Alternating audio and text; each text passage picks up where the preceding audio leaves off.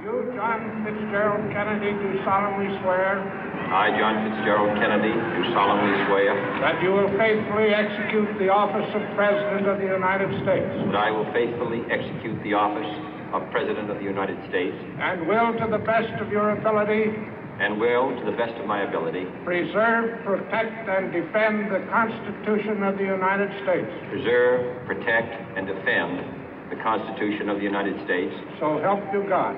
So help me God.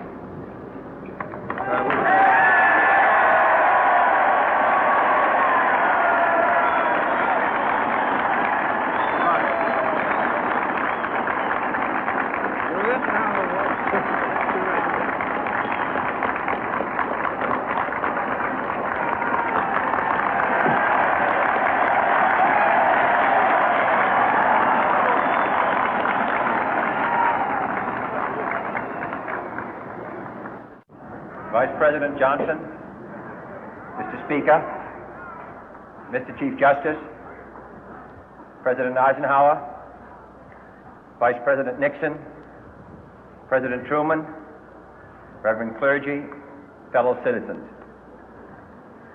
We observe today not a victory of party, but a celebration of freedom, symbolizing an end as well as a beginning, signifying renewal as well as change.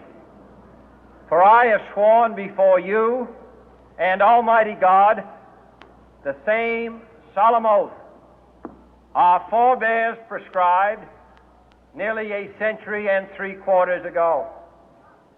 The world is very different now, for man holds in his mortal hands the power to abolish all forms of human poverty and all forms of human life.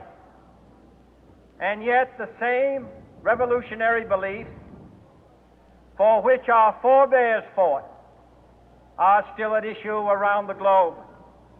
The belief that the rights of man come not from the generosity of the state, but from the hand of God.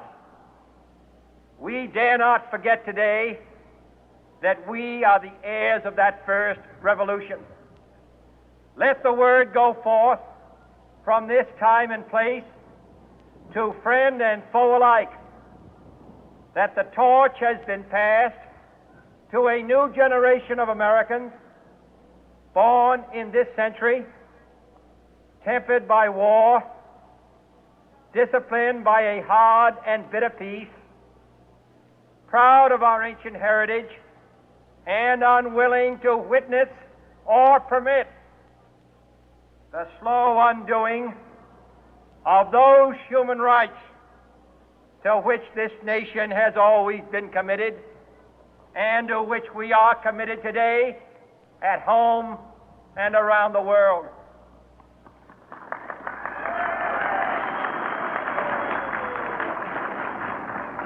Let every nation know, whether it wishes us well or ill, that we shall pay any price, bear any burden, meet any hardship, support any friend, oppose any foe to assure the survival and the success of liberty.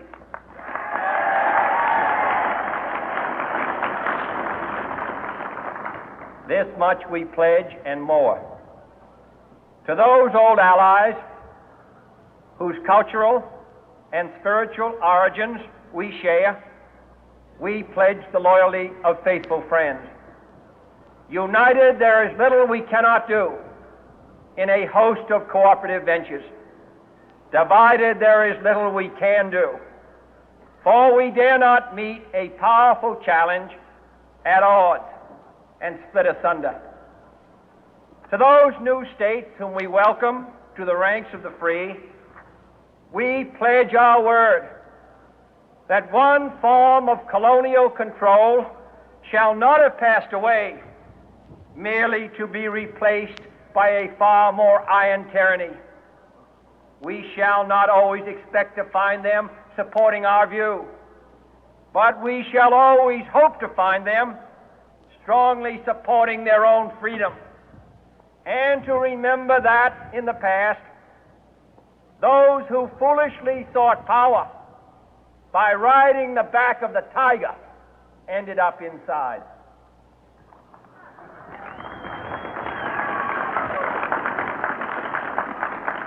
To those people in the huts and villages of half the globe struggling to break the bonds of mass misery, we pledge our best efforts to help them help themselves for whatever period is required, not because the communists may be doing it, not because we seek their votes, but because it is right. If a free society cannot help the many who are poor, it cannot save the few who are rich.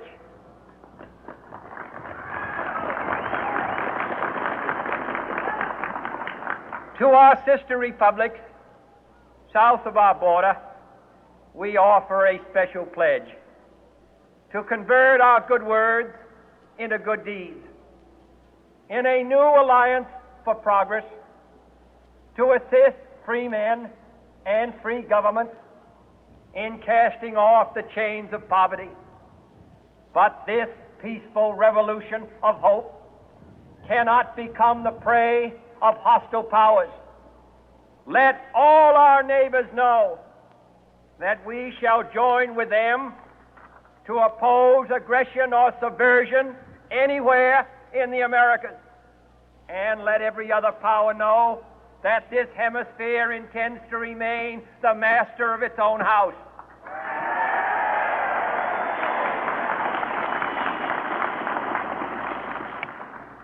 To that World Assembly of Sovereign States, the United Nations, our last best hope, in an age where the instruments of war have far outpaced the instruments of peace, we renew our pledge of support to prevent it from becoming merely a forum for invective, to strengthen its shield of the new and the weak, and to enlarge the area in which its writ may run. Finally, to those nations who would make themselves our adversary, we offer not a pledge, but a request that both sides begin anew the quest for peace. Before the dark powers of destruction, unleashed by science, engulf all humanity in planned or accidental self-destruction, we dare not tempt them with weakness, for only when our arms are sufficient beyond doubt can we be certain beyond doubt that they will never be employed. But neither can two great and powerful groups of nations take comfort from our present course, both sides overburdened by the cost of modern weapons, both rightly alarmed by the steady spread of the deadly atom, yet both racing to alter that uncertain balance of terror that stays the hand of mankind's final war. So let us begin anew, remembering on both sides that civility is not a sign of weakness, and sincerity is always subject to proof. Let us never negotiate out of fear, but let us never fear to negotiate.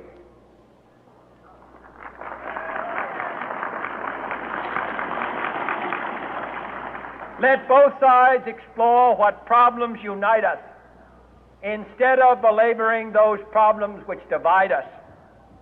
Let both sides, for the first time, formulate serious and precise proposals for the inspection and control of arms, and bring the absolute power to destroy other nations under the absolute control of all nations.